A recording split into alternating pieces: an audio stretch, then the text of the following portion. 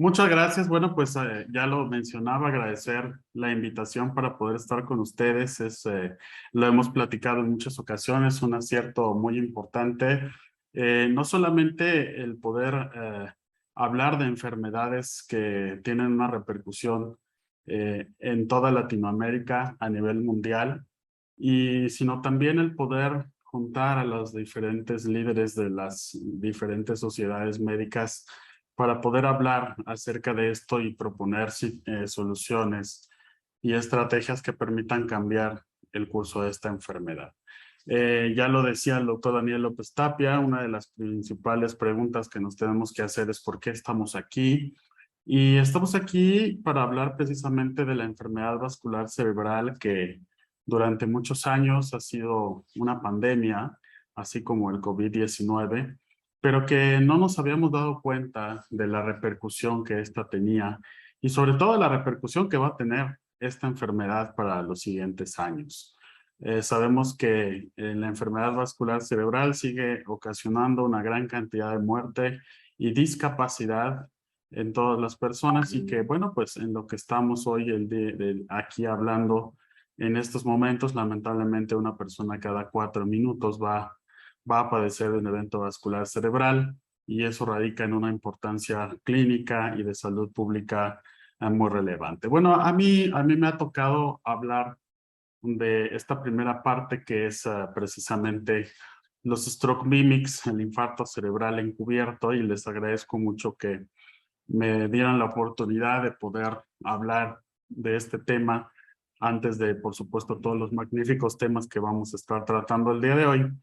porque resulta que el infarto cerebral, dentro de su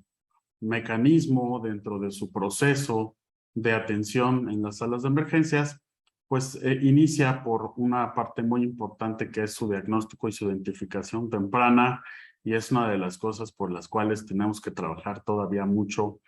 en los siguientes años para mejorar, pues por supuesto, el diagnóstico y por ende el tratamiento. Bueno, ya me presentaba, soy el doctor Daniel Sánchez Arreola, soy especialista en medicina de emergencias y bueno, actualmente tengo el gusto y tengo el honor de ser el presidente de la Sociedad Mexicana de Medicina de Emergencia y de representar también los trabajos del Grupo de Educación e Investigación en Stroke de la Sociedad Mexicana, un grupo de trabajo multidisciplinario que está compuesto por diferentes especialistas y que, bueno, al día de hoy cumple ya prácticamente 2 años de trabajo ininterrumpido en la generación de conocimiento sobre el infarto cerebral. Estos son rápidamente mis conflictos de interés. No hay ningún conflicto de interés específico que declarar por esta plática y los conceptos e información que se mencionan son sustentados en referencias bibliográficas que por supuesto estarán disponibles para consulta pública y algunas opiniones expresas que son propias del autor. Bueno, ya lo decíamos, el evento vascular cerebral es una enfermedad de salud pública de importancia mundial y que, bueno, pues lamentablemente sigue siendo una enfermedad poco registrada, subdiagnosticada en algunos países. Tan subdiagnosticada es esta enfermedad que a veces inclusive nos ponemos a pensar que no tenemos específicamente una incidencia reportada. En México específicamente, muchos estudios han hablado ya acerca de una incidencia cercana a los 230 o 240 casos por cada 100,000 habitantes. Sin embargo, es cierto que la Organización Panamericana de la Salud en los últimos 10, 15 años ha mencionado que hemos tenido un incremento significativo, casi del 5 al 7% anual, de la incidencia de esta enfermedad, sobre todo en países en vías de desarrollo. Lo cual traduce, por supuesto, también que el evento vascular cerebral en general, como entidad nosológica, ocasiona todavía una mortalidad superior al 40% de las patologías clínicas, lo cual sigue siendo una mortalidad muy elevada. Y bueno, por supuesto, esto tiene una asociación directa muy relevante con los factores de riesgo que enfrenta la población mexicana, latinoamericana y a nivel mundial, y que son factores de riesgo que se presentan cada vez más en la población joven. Todavía un gran porcentaje, casi el 50% de los pacientes que tienen un evento vascular cerebral en fase aguda, isquémico o hemorrágico, siguen llegando de forma espontánea a los hospitales. Algunos tienen el privilegio de haber tenido una atención prehospitalaria previa, pero la realidad es que muchos no, y esto por supuesto refleja que hoy tengamos todavía una tasa de trombolisis muy cercana al 10-15% con las últimas acciones que se han hecho y por lo menos en los últimos registros que hemos tenido en nuestro país y en Latinoamérica, parece ser que esa tasa de trombolisis se ha incrementado ya a un 35-40, lo cual es una noticia bastante buena, pero que tenemos que trabajar porque todavía tenemos muchas barreras que intervienen en el diagnóstico y en el tratamiento de esta enfermedad. Estas barreras están muy bien identificadas en el sistema de salud y bueno, son 6 puntos principales los que se han identificado que todavía son causantes del retraso de la atención de estos pacientes. La ausencia y la identificación de los síntomas, sistemas prehospitalarios deficientes, sistemas heterogéneos en diferentes regiones, la sobresaturación o el overcrowding de los servicios de emergencias que tienen que atender una gran cantidad de patologías, la ausencia de protocolos específicos unificados en nuestros hospitales, en algunas circunstancias lamentables también, por qué no decirlo, ausencia de recursos y de infraestructura necesaria para poder hacer un diagnóstico.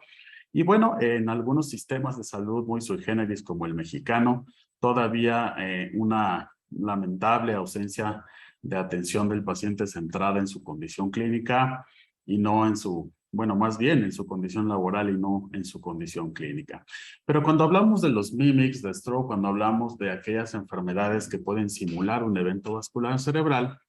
pues no nos iríamos directo solamente a aquellas enfermedades que son diagnosticadas ya en el servicio de urgencias, sino que el discernir si se trata de un evento vascular cerebral o no empieza prácticamente desde la fase inicial, es decir, desde la identificación de los síntomas. Y bueno, a veces esta decisión no recae necesariamente en el personal clínico, sino también en la población. Y es por eso que hoy seguimos teniendo todavía un déficit muy importante de identificación de síntomas que desde ahí empieza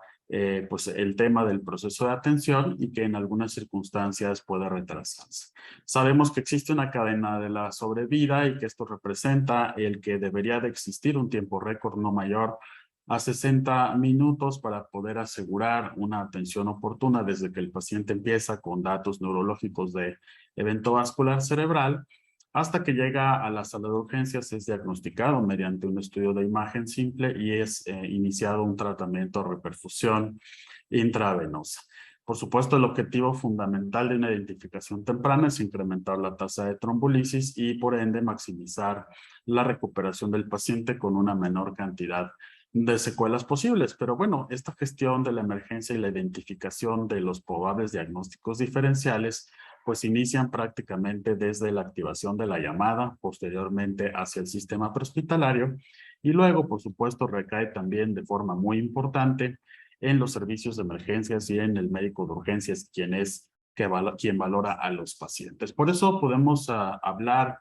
específicamente de 4 momentos determinantes muy importantes en donde tenemos que discernir entre si realmente el paciente está cursando con un ictus en fase aguda o está presentando alguna otra situación neurológica, metabólica o también inclusive a veces vascular que pudiera estar simulando una enfermedad de estas características. La primera y el primer momento es la activación del sistema de emergencias. La segunda es, por supuesto, la atención prehospitalaria. La tercera, la evaluación en nuestras salas de urgencias. Y por último, la evaluación remota que algunos países como Brasil han tenido experiencias muy satisfactorias con el triage y el telestroke para la atención de estos pacientes. Y bueno, ya lo decíamos,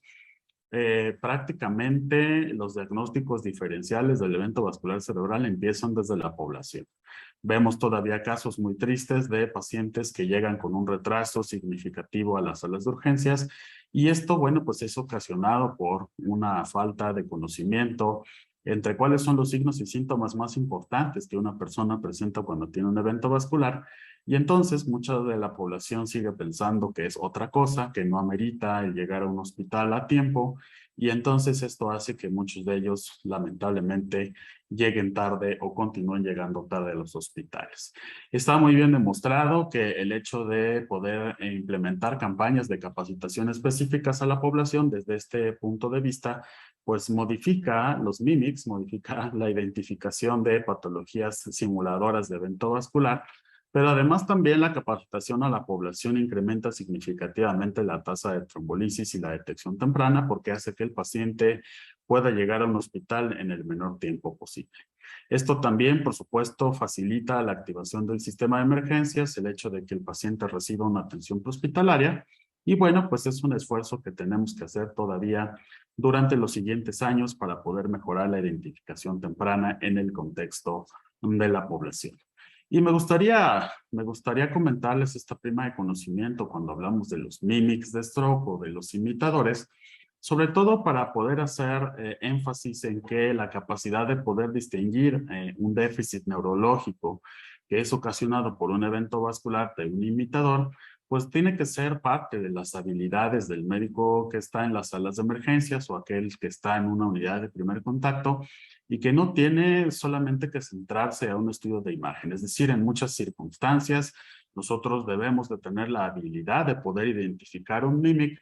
aunque no tengamos una tomografía, y en aquellos pacientes que tengamos algunas circunstancias obvias en su presentación, por supuesto podrán ser clasificados y tratados inclusive antes de llegar al hospital. Y esto, bueno, pues va a favorecer un tratamiento específico a la causa que esté ocasionando el déficit neurológico. Pero también es importante mencionar, ¿verdad?, que tenemos de imitadores a imitadores. Podemos tener algunas enfermedades que prácticamente simulen un evento vascular cerebral de forma muy cercana y que a lo mejor sea fácil de poderlos identificar con un abordaje clínico, con un abordaje de imagen, con los estudios paraclínicos, pero en algunas circunstancias también tendremos algunas enfermedades o patologías que no necesariamente serán un evento vascular cerebral, aunque parecerán serlo, y que en algunas circunstancias inclusive no podríamos ni siquiera también llegar a un diagnóstico definitivo, aunque tengamos un estudio de imagen inicial, lo cual nos llevaría en algunos casos a tener que hacer estudios más avanzados, tanto de imagen como estudios específicos, y tratar de llegar a identificar cuál es el agente o la causa que está ocasionando el deterioro neurológico similar a un evento vascular cerebral. Y bueno, ya lo decía yo, realmente la identificación, discernir entre un paciente que está cursando con signos y síntomas de un evento vascular cerebral empieza desde la llamada. Este famoso concepto que muchos de ustedes conocen, que es el triage, la clasificación de pacientes, que viene ya desde hace muchos años y tiene su origen en las guerras napoleónicas, pues hoy es un concepto que utilizamos en el ámbito médico, inclusive desde la llamada telefónica. Estudios que se han hecho en diferentes países, como en Estados Unidos, en Europa, nos reflejan un tema muy relevante y por lo menos nos hablan de que hoy en día de las llamadas que se hacen a los sistemas de emergencias, pues muchas de ellas no se hacen dentro de los primeros 60 minutos posteriores a la presentación de los síntomas y que todavía menos de la mitad de las personas que reportan un caso de un déficit neurológico al 911 realmente pensaron en un evento vascular cerebral cuando estaban haciendo la solicitud de la llamada. Las guías prácticamente de la atención del evento vascular desde el año 2018 catalogan a este primer paso en el eslabón de la cadena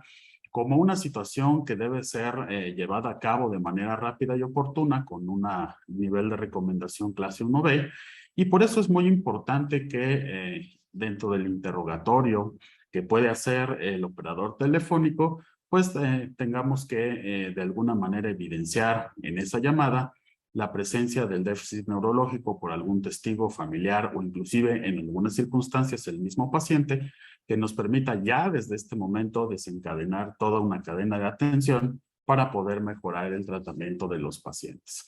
Después de esto, pasando a la fase ya prehospitalaria, cuando el paciente ya tiene contacto con los sistemas de emergencias, pues lo hemos dicho muchas veces, desde el tratamiento prehospitalario tendríamos que identificar, atender, preparar y transportar al paciente a un hospital más adecuado, en donde a veces esta palabra identificar es lo que nos cuesta mucho trabajo cuando tenemos variaciones en la formación y capacitación del personal prehospitalario. Desde la escena prehospitalaria podemos también inclusive hacer una evaluación de aquellos mimics que puedan ocasionar un cuadro probable de evento vascular cerebral y habrá algunas circunstancias muy factibles de solucionar desde la escena. Por ejemplo, el hecho de hacer un interrogatorio dirigido, investigar el tiempo de evolución en el que ese paciente empieza con signos y síntomas, preguntar si además del déficit neurológico ha presentado crisis convulsivas o alteraciones neurológicas específicas, lo cual nos puede alejar del concepto de un EBC, y también algunas situaciones que pueden ser más obvias, como por ejemplo la asociación del trauma, alteraciones hidroelectrolíticas en enfermedades crónicas, la presencia de arritmias demostrables por un trazo electrocardiográfico, o simple y sencillamente la hipoglucemia que después veremos que hoy en día, afortunadamente, a pesar de ser la primera manifestación que puede confundir un evento vascular, cada vez se identifica de forma más rápida, inclusive desde el prehospital. Por supuesto, no olvidar que un tema relevante que puede ocasionar imitadores de stroke sigue siendo aquella asociación con la ingesta de alcohol, toxicomanías e intoxicaciones que pueden ocasionar alteraciones neurológicas y por supuesto, también no olvidar que un tema muy relevante en la presentación de los síntomas siempre será el tiempo. Aquel paciente que presente signos y síntomas de focalización neurológica intermitentes desde más de 24 horas tendrá pocas probabilidades de estar enfrentando un evento vascular en fase aguda y esta confirmación la podemos hacer desde el prehospital. De todas estas consideraciones, muy probablemente las más importantes tenga que ser el tiempo porque es el que determine el pronóstico y la conducta que tendríamos que hacer en los servicios de emergencias. Y bueno, la siguiente parte en la identificación de estas patologías que pueden simular stroke, pues se hace por supuesto en urgencias, en un lugar que se llama triage y que a veces es odiado por muchas personas o a veces es menospreciado como un proceso en los servicios de urgencias. Sin embargo, hoy en día sabemos que es uno, si no es que el proceso más importante en la clasificación de estos pacientes, porque bueno, pues radica en la puerta de entrada del paciente al sistema de salud. Recordarles que desde el triage es posible, con el interrogatorio rápido, la toma de signos vitales, además de dar una clasificación, poder discernir con un margen de error si ese paciente realmente está cursando con un dato de evento vascular cerebral y aquel paciente que no y que necesite alguna intervención oportuna. Recordarles que muchas veces las personas que tendrían que estar en las áreas de triage tienen que ser aquellas que tengan mayor experiencia clínica en la toma de decisiones, no aquellos que se encuentran de alguna manera forzados a estar en esta área y que bueno, pues el tener este ojo clínico famoso que nosotros llamamos, pues nos permite poder discernir alteraciones vasculares, crisis convulsivas, síncope, intoxicaciones, inclusive desde el mismo momento en el que estamos en el triage. Así que bueno, cuando hablamos del concepto famoso de lo que es un stroke mímico o un imitador, bueno, pues vamos a hablar de todas aquellas alteraciones no vasculares que se van a presentar en un paciente con déficit neurológico que simularían un caso hipotético de un evento vascular cerebral como pasa en el ictus, pero que la causa de este déficit neurológico tiene otras causas específicas. En un porcentaje muy elevado, la etiología es no vascular o diferente al evento vascular. Podemos tener también alteraciones súbitas en un gran porcentaje de pacientes y también mencionarlo, tenemos todavía la experiencia de poder tener gran cantidad de pacientes que inclusive han llegado a la activación del código stroke y de la trombolisis, haciendo un diagnóstico diferencial de una causa que no era un evento vascular, aún ya ha sido trombolizado. Así que por eso, pues la suma de estas habilidades y de los estudios que tenemos y herramientas como la imagen, la clínica y los paraclínicos, pues hoy sigue siendo lo más importante a tomar en cuenta para la atención de estos pacientes. Recordarles rápidamente que una de las cosas que hay que tomar en cuenta en toda evaluación neurológica en estos pacientes pues son los extremos de la vida, los pacientes pediátricos, los pacientes geriátricos que pueden tener alteraciones ya estructurales y funcionales a nivel cerebral, pues son pacientes que nos costará más trabajo o tendremos mayor dificultad para poder discernir si se trata de una enfermedad crónica, de alguna alteración metabólico-funcional o realmente estemos hablando de un evento vascular cerebral en fase aguda. Podemos identificar de alguna manera algunos factores predisponentes que pudieran hacernos pensar que el paciente no está cursando con un evento vascular cerebral, y estos los clasificamos básicamente en tres demográficos: aquellos relacionados con la exploración neurológica inicial y aquellos relacionados con los antecedentes médicos, de tal manera que aquellos pacientes que sean jóvenes, preferentemente de sexo femenino, muy probablemente tienen menos factores predictivos de estar cursando con un evento vascular cerebral, aunque por supuesto no es absoluto, pero nos puede orientar. En la parte clínica, pacientes que se presenten en urgencias con una escala NIH con puntaje bajo, que tengan síntomas neurológicos no congruentes con un área funcional cerebral o que no integren un síndrome cerebral, también pueden ser pacientes que tengan un bajo riesgo.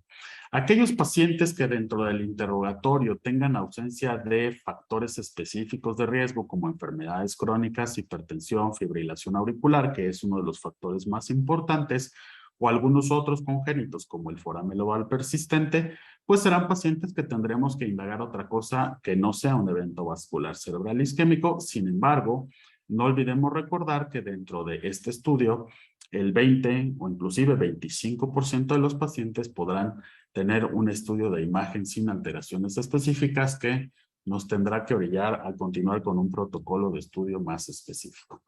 Tenemos una gran cantidad de enfermedades metabólicas, traumáticas, vasculares, toxicológicas, que nos pueden hablar acerca de los imitadores de stroke, pero lo más importante aquí es poder hacer un ejercicio clínico desde la presentación del paciente y, pues, por supuesto, tratar de darle un diagnóstico diferencial. Yo no sé si decirlo afortunado o desafortunadamente. Yo creo que afortunadamente hoy la implementación ya de los equipos de respuesta rápida como el código Stroke, pues han acelerado un poco más las cosas ya en algunos hospitales. Por supuesto, esto ha incrementado en algunas circunstancias la incidencia de pacientes con mimic stroke trombolizados, pero bueno, como lo mencionaremos más adelante, el riesgo que tenemos de una hemorragia y complicación post-trombolisis, aún en un paciente que no tiene un EVC isquémico, pues es relativamente baja. Así que si hacemos un análisis del costo-beneficio, pues bueno, el hecho de activar un código stroke y realizar una trombolisis sigue siendo algo benéfico, aunque el paciente originalmente termine con un diagnóstico diferente a la etiología vascular. Si quisiéramos clasificar rápidamente los stroke mimics, bueno, estas son las categorías más importantes: aquellas causas de origen metabólico, como es la hiperhipoglucemia, la encefalopatía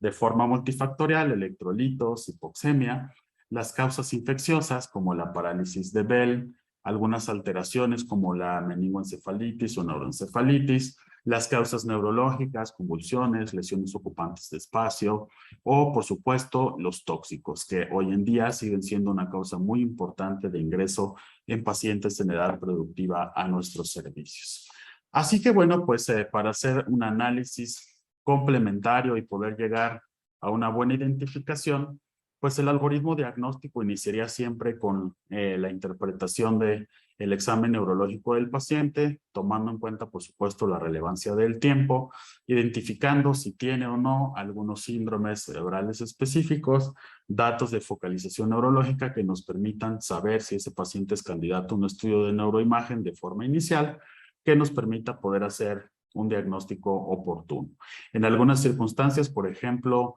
en pacientes que se presenten con síntomas neurológicos incongruentes a un área específica funcional del cerebro, pues serán pacientes que probablemente ya desde ese inicio estaremos pensando que es un evento vascular cerebral, y tendremos entonces que hacer estudios complementarios para poder hacer un protocolo diagnóstico que nos permite identificar la causa y en algunas circunstancias poder derivar también a estos pacientes a otras especialidades como la neurología clínica, la neurología vascular o la misma neurocirugía para poder tener diagnósticos importantes. Voy a pasarles rápidamente a ustedes dentro de la bibliografía algunas revisiones sistemáticas y estudios clínicos que se han hecho en los últimos años,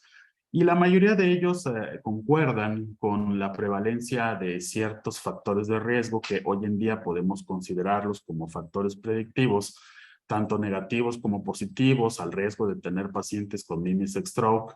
Al llegar a una sala de urgencias, este es un caso, por ejemplo, de esta revisión sistemática que se hizo con 5,726 pacientes. Como ustedes pueden ver, tenemos todavía el porcentaje clásico entre los 15 y 17% de hemorragias en los eventos vasculares.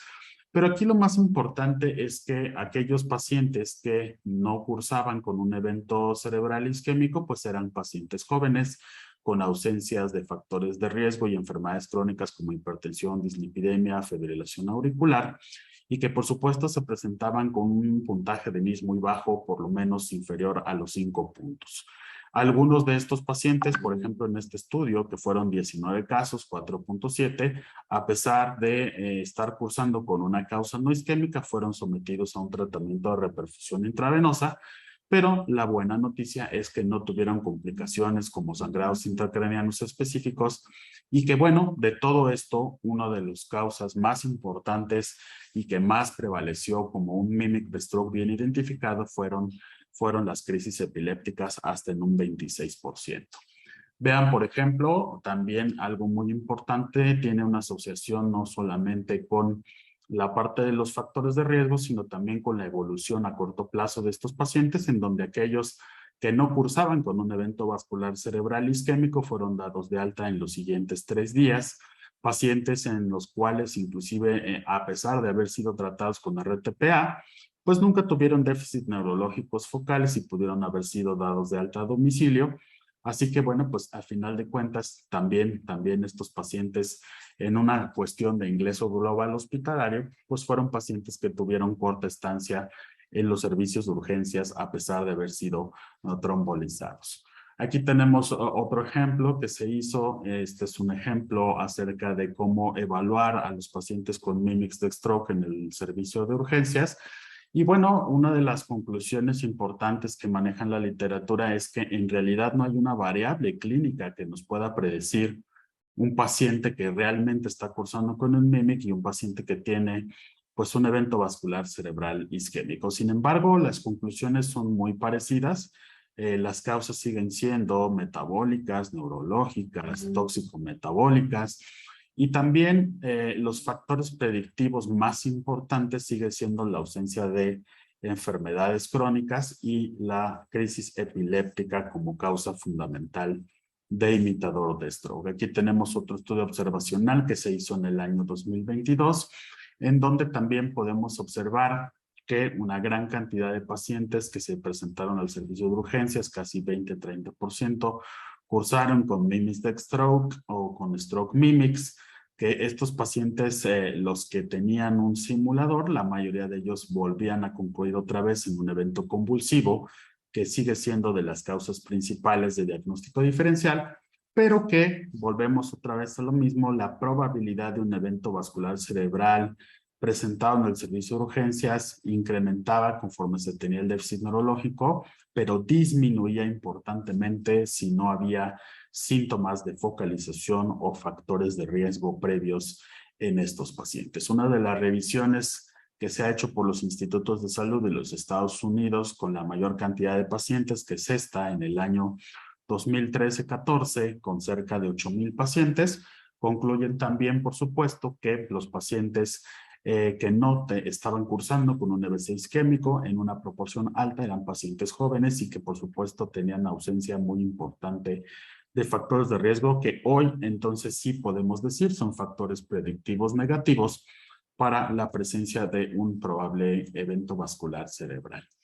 Y bueno, lo decíamos hace rato, una de las cosas que tenemos que tomar en cuenta también es qué pasaría con aquellos pacientes que lamentablemente no son identificados como un stroke mimic y que son sometidos a un tratamiento de reperfusión. Bueno, pues al igual que el porcentaje general de hemorragia en un paciente post-trombolisis intravenosa, los pacientes que no cursan con un evento vascular cerebral isquémico y que son sometidos a un tratamiento de reperfusión, tienen un porcentaje muy discreto de hemorragias intracraneanas o de alteraciones estructurales posteriores a la trombolisis, teniendo reportes específicos en la mayoría de los casos de 1% para la hemorragia intracraneana y 2% de mortalidad general post-RTPA a pesar de que ese paciente no haya cursado con un stroke de forma adecuada. Así como en las revisiones que hemos mostrado, en muchas otras, en algunas más grandes, inclusive con más de 5,000 pacientes, bueno, pues la epilepsia sigue siendo el número 1 dentro de los MIMIs de stroke secundario, después por otras alteraciones funcionales, muchos de ellos causas psicogénicas, síncopes, cardiovasculares, etcétera. Y de nuevo, el principal denominador predictivo positivo es la presencia de hemiparesia, alteraciones neurológicas en pacientes que sí cursaban con evento vascular cerebral. La hipoglucemia durante muchos años fue la causa más importante de simulación de evento vascular, pero bueno, afortunadamente hoy con el avance y la tecnología de la medicina que nos permite poder tener una glucometría capilar en un tiempo récord, pues hoy la hipoglucemia y sus diferentes fases sintomáticas y de deterioro rostrocaudal, pues ya han pasado a un tercer término en el diagnóstico diferencial de estos pacientes, y esto ha sido muy bueno porque además ha prevenido una lesión cerebral secundaria en hipoglucemia refractaria o una hipoglucemia grave que hoy puede ser identificado, ¿verdad?, cuando el paciente llega al servicio de urgencias. Casi ya para terminar, recordarles que una de las técnicas específicas que podemos usar ya cuando hablemos de un paciente que probablemente tenga un MIMIC y que no tenga datos de focalización, pues son los estudios de imagen. Por supuesto, al igual que la evaluación de un paciente con stroke, la tomografía simple de cráneo seguirá siendo el estudio de menor costo y de mayor disponibilidad en los estudios. Será la primera o el primer estudio que tendríamos que hacer de screening para poder identificar a estos pacientes, recordando que otras causas que no sean vasculares como el edema, como alteraciones en la perfusión, muy probablemente sí se requiera de algún estudio específico avanzado, estudios de difusión de perfusión o angiotomografías. Y bueno, en algunas circunstancias y en algunos países donde han tenido esta experiencia, que es precisamente el telestroke, como es el caso de Brasil y algunos otros, pues también afortunadamente ha sido una buena experiencia que ha permitido, aunque sea a distancia, el poder discernir entre pacientes que tienen un MIMIC y pacientes que están enfrentándose realmente a un evento vascular cerebral.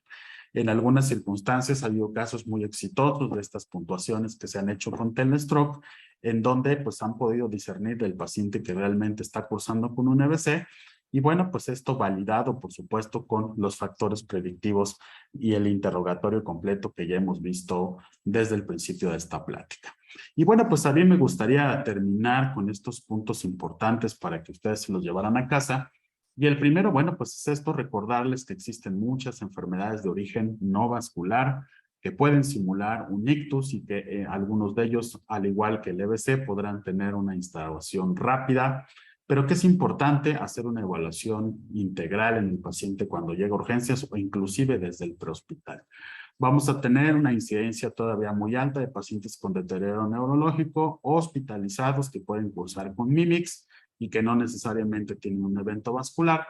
que podríamos hablar sí de factores predisponentes y predictivos negativos, como son los factores de riesgo en pacientes que se presenten a los servicios de urgencias. El trastorno imitador más importante y de mayor predilección ha sido la epilepsia o las crisis convulsivas,